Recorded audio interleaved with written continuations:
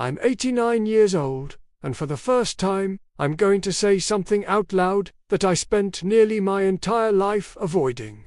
It's a truth so simple, yet so powerful, that I wish someone had shaken me and made me listen when I was 30, or 40, or even 60.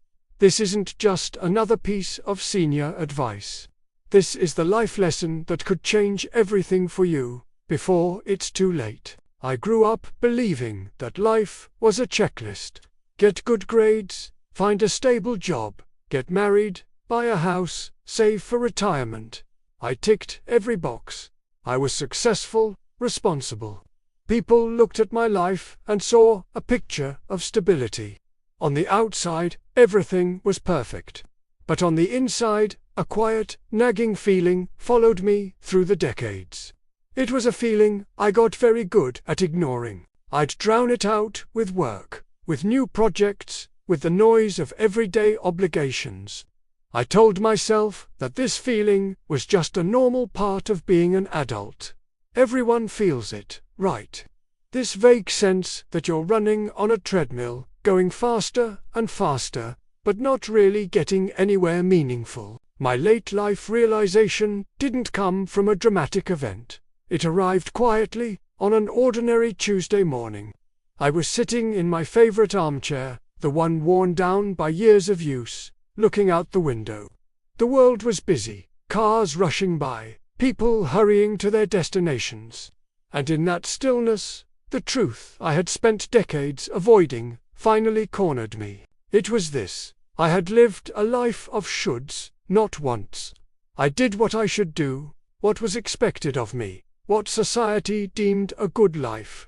But I rarely stopped to ask my own heart, what do you want? That question, when you truly let it land, is terrifying. Because the answer might disrupt everything you've so carefully built. It might point you down a path that's uncertain, unconventional, and unsupported by the people around you. And that fear, my friends, is why so many of us, myself included, spend our lives avoiding it.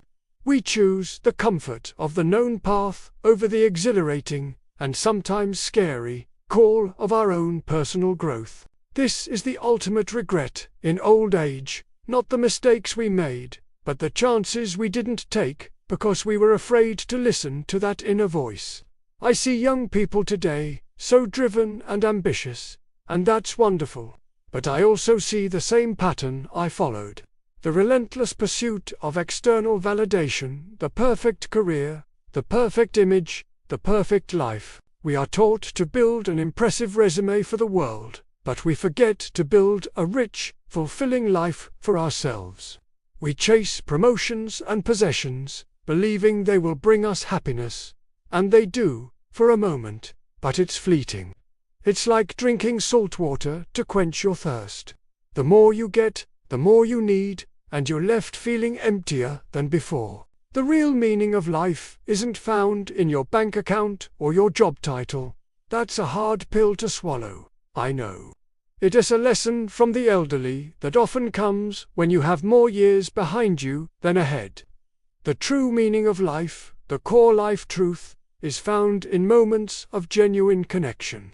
It's in the laughter shared with a friend that makes your sides hurt. It's in the quiet comfort of holding a loved one's hand.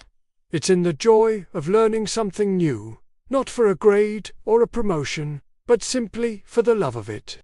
It's in that feeling of awe when you watch a sunset paint the sky.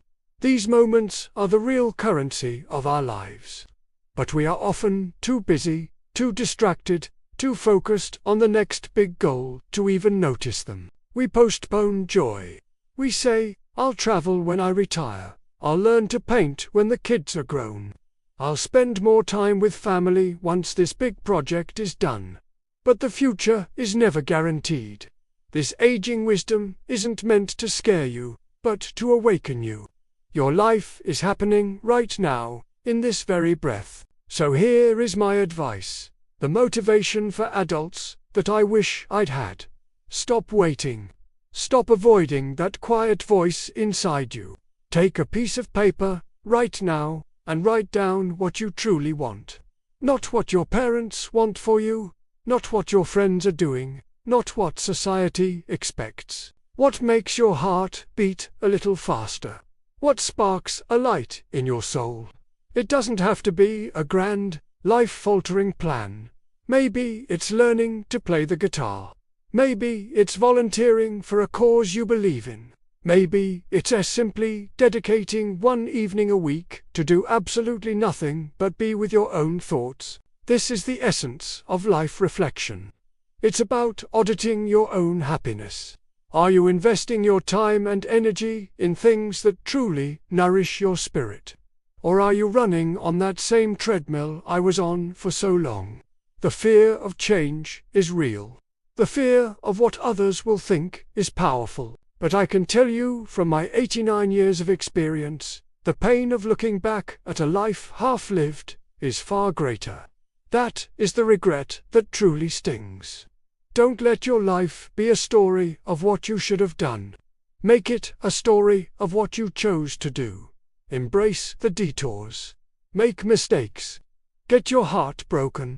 Learn, grow, feel everything. The messy, beautiful, unpredictable journey is where the magic happens.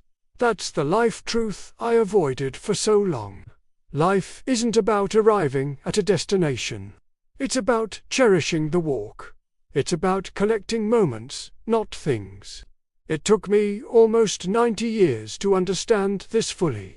I hope, for your sake, it takes you a lot less. Listen to this senior advice, this wisdom after 60, or 70, or 80.